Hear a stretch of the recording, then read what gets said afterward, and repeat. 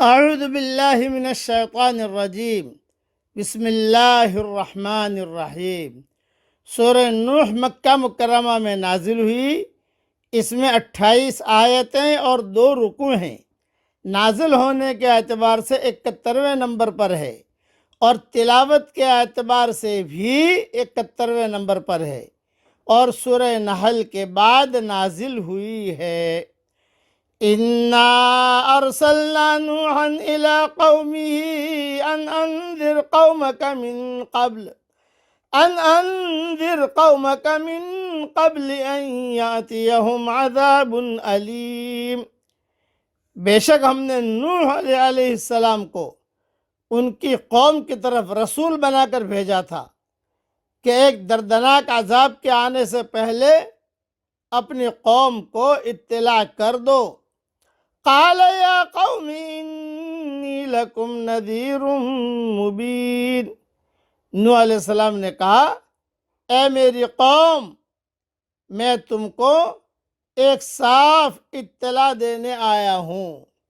ان اعبدوا اللہ واتقوہ واطیعون، یہ کہ صرف ایک اللہ کی بندگی کرو، اس کی نافرمانی سے بچو اور میرا کہا مان جاؤ۔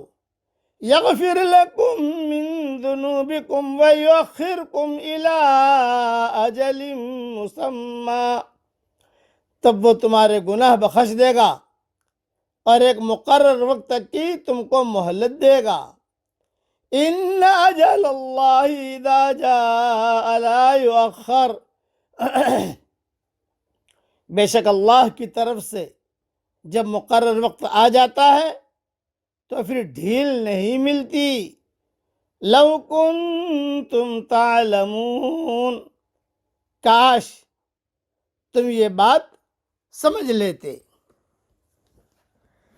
حضرت نوح علیہ السلام جلیل القدر پیغمبروں میں سے ہے۔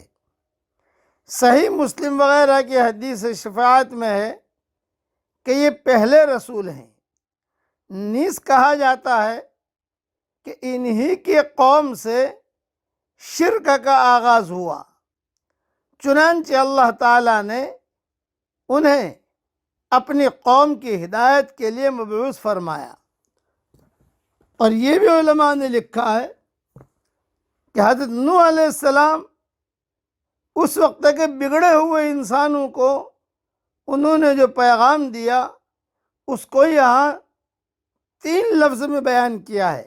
یہ میں شارٹ کر کے سمجھا رہا ہوں کہ 3 لفظ میں پیغام ہے ان کا 3 لفظ میں بیان کیا گیا ہے۔ نمبر 1 عبادت، نمبر 2 تقوی، نمبر 3 اطاعت رسول، یعنی غیر اللہ کی پرستش چھوڑ کر ایک اللہ کی عبادت کرنا، دنیا میں اللہ سے ڈر کر زندگی گزارنا، اور ہر معاملے میں اللہ کے رسول کو اپنے لیے قابل تقلید نمونہ سمجھنا۔ یہی ہر زمانے میں تمام پیغمبروں کی اصل دعوت رہی ہے اور یہی خود قرآن کی اصل دعوت ہے۔ 3 باتیں ذہن میں رکھنا، نمبر 1 عبادت، نمبر 2 تقوی، نمبر 3 اطاعت رسول۔ دعا کرتا ہوں، پڑھ لیجئے میرے ساتھ۔ اللہم البسنا لباس التقوی، اے اللہ ہمیں تقوی کا لباس پہنا دیجئے۔ وَلِبَاسُ التَّقْوَى ذَلِكَ خیر، قرآن میں ہے کہ تقوی کا لباس یہ بہترین لباس ہے۔ کسی کو تقوی مل گیا، ہر لائن کی خیر مل گئی۔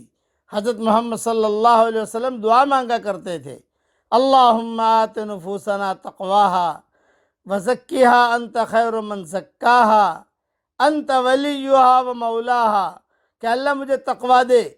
اسی لیے قرآن میں اللہ نے فرمایا ان اللہ یحب المتقین، اللہ تقوی والوں کو پسند کرتا ہے۔ انما یتقبل اللہ من المتقین، تقوی والوں کی چیزوں کو اللہ قبول کرتا ہے۔